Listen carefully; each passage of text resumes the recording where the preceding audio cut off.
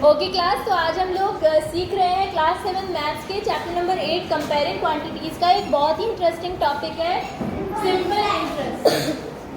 ठीक है, तो मैं बहुत इजी लैंग्वेज में आपको समझाऊंगी इसको। एक एग्जांपल के साथ मान लीजिए मैंने अंशिका को कुछ पैसे लेंड किए, कुछ पैसे दिए, उधार दिए, जैसे हम बैंक से लोन लेते हैं कुछ इस तरह से। तो अंशिका ने कहा कि ठीक है, मैं आपको ये मनी जो है ये एक साल पूरा होने के बाद मैं ये पैसे आपको लौटा दूंगी। तो मैंने कहा ऐसे नहीं चलेगा, इस पे तो मैं इंटरेस्ट लगाऊंगी, इस पैसे पर इंटरेस्ट लगा के ऐसे थोड़ी ना। मैंने आपको 1000 रुपये दिए, तो आप एक साल बाद मुझे 1000 रुपये लौटाएंगे, तो मुझे क्या फ़ायदा होगा। ये चीज़ सोच करके मैंने उन्हें कहा कि जो आपके पैसे हैं, मनी 1000 रुपीज़ जो आप मुझसे ले रहे हैं, इस पर मैं इंटरेस्ट लगाऊंगी, ब्याज लूँगी। तो उन्होंने कहा मैम कितना ब्याज लोगे। तो मैंने कहा आप पैसे जितने मर्जी लो, 1000 लो, 2000 लो, 3000 लो, कितने भी लो, वो जो पैसा है उसका 2% मैं एज एन इंटरेस्ट लूँगी। तो इंटरेस्ट के कितने पैसे अंशिका को देने हैं, ये अंशिका सोच में पड़ गए कि 1000 रुपीज़ तो मुझे देने हैं एक साल के बाद, ऑब्वियसली ये पैसे मुझे वापस करने हैं, पर इंटरेस्ट के कितने पैसे एक्स्ट्रा देने हैं। तो उन्होंने कहा कि मुझे पता है कि इंटरेस्ट का जो इंटरेस्ट कैलकुलेट होगा वो 2% की रेट से हो रहा है, तो इंटरेस्ट बनेगा कितना अमाउंट। तो आप क्या करेंगे, आपको बेसिकली 2% कैलकुलेट करना है, ये 2% कितना होगा। तो 2% आपको निकालना है किसका, 2% ऑफ 1000, 2% ऑफ 1000। तो 2% ऑफ 1000 हम निकालेंगे। अभी हमने प्रीवियस टॉपिक में सीखा था ना, किसी अमाउंट का ये वाले क्वेश्चन सीखे थे, इनको सॉल्व करना। 2%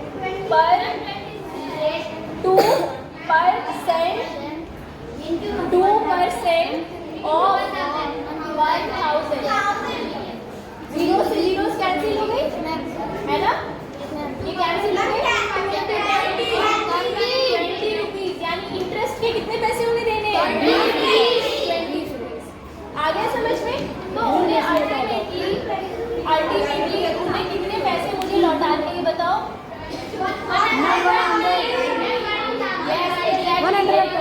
1000 में 20 ऐड कर दीजिए, 1020।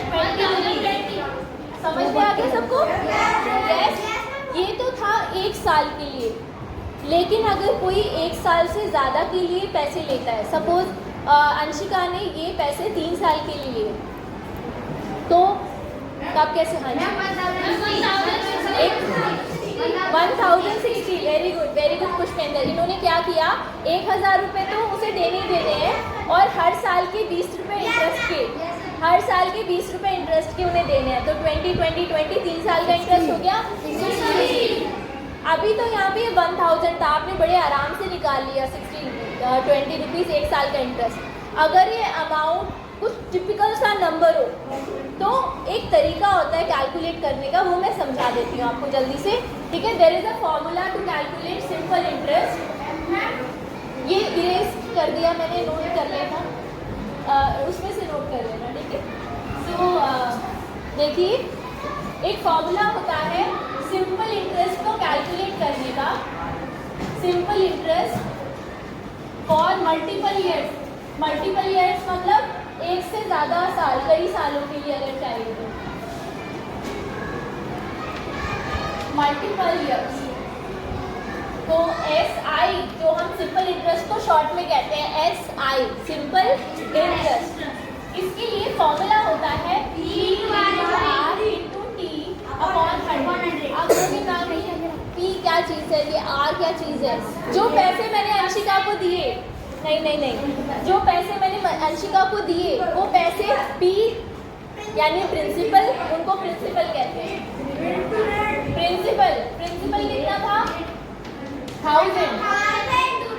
जो इंटरेस्ट की रेट थी 2%, वो हो गई आपकी रेट ऑफ इंटरेस्ट। R का मतलब rate of interest, R is rate of interest. आ गया समझ में। यस, और D क्या मतलब ये अगर यही पैसे मैंने आपको कहा कि 3 साल के लिए दिए गए, तो चलो कैलकुलेट करते हैं इस फॉर्मूले से सिंपल इंटरेस्ट कितना बनेगा। देखिए P कितना है 1000 रुपीज, R कितना है 2 और T कितना है, टाइम कितना है 3 इयर्स अपॉन 100।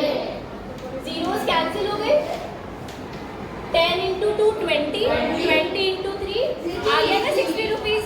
ये 3 साल का इंटरेस्ट आ गया आपका एक ही बारी में, 3 साल का इंटरेस्ट 60 रुपीज। तो टोटल अमाउंट कितना देना है, वो प्रिंसिपल में सिंपल इंटरेस्ट को ऐड कर दीजिए, ये फाइनल अमाउंट होगा आपका। यानी 1000 में 60 को ऐड कर दीजिए, it will be 1060 rupees. Is it clear to everyone? Yes ma'am. It was pretty easy, बहुत सिंपल था ना? Yes ma'am. Good, note it down.